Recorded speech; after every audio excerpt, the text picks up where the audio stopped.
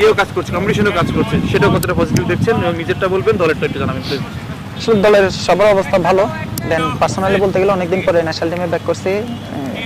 চাইবো যে ম্যাচটা যদি বেস্ট টিমে খেলতে পারি তো অবশ্যই ভালো লাগবে, প্লাস যদি চেঞ্জিংয়ে খেলতে পারি এই ট্রাই করবো যে দলে ইম্প্যাক্ট রাখার।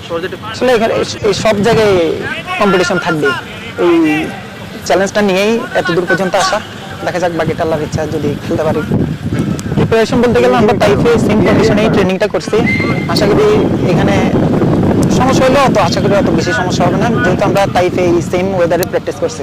বৃষ্টি তো ছিল না, এখানে তো বৃষ্টি না, ওইখানে বৃষ্টি ছিল। ছিল। হ্যাঁ, এটা ভালো। এটা আমাদের চেয়ে ও বেশি নিজে থেকে আমাদের সাথে অ্যাডজাস্ট হতে চাইতেছে, এটা আমাদের দলের জন্য পজিটিভ সাইন।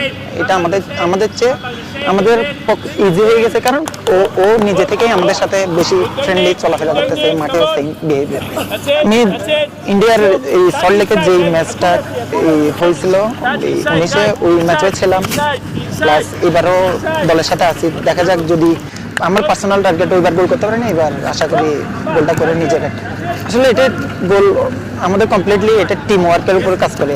আমরা সবাই এই সুযোগ যেই পাই সবাই গোল করার চেষ্টা করবো, কিন্তু আমাদের ফার্স্ট টার্গেট থাকবে যে ভালো করার। কোচ যে প্ল্যানিং এই কাজ করতেছে, আমরা ওই প্ল্যানটা অ্যাপ্লাই করতে পারতেছি কিনা এটার উপরে।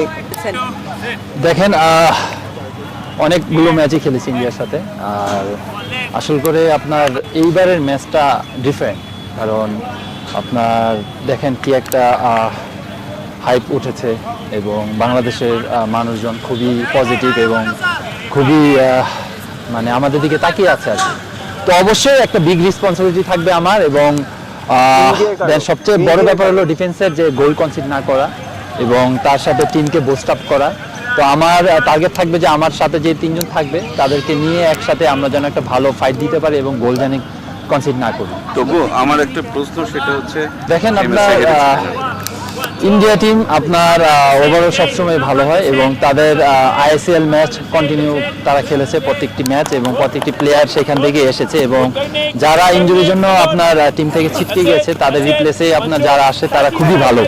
তো অবভিয়াসলি একটা মানে ভালো টিম, এবং তাদের যে কম্পিটিশন তারা যেভাবে করে আসছে, তো ডেফিনেটলি আমাদের মানতেই হবে তারা একটা ভালো টিম এবং ভালো প্রতিপক্ষ। আর যদি আপনি ওভারঅল সুনীল শেট্টির কথা বলেন, দেখেন সে যখনই রিটায়ারমেন্ট করেছে তারপর থেকে তারা কিন্তু ম্যাচ জিতেনি। তো আমরা বুঝতেই পারছি সুনীল শেট্টি আসলে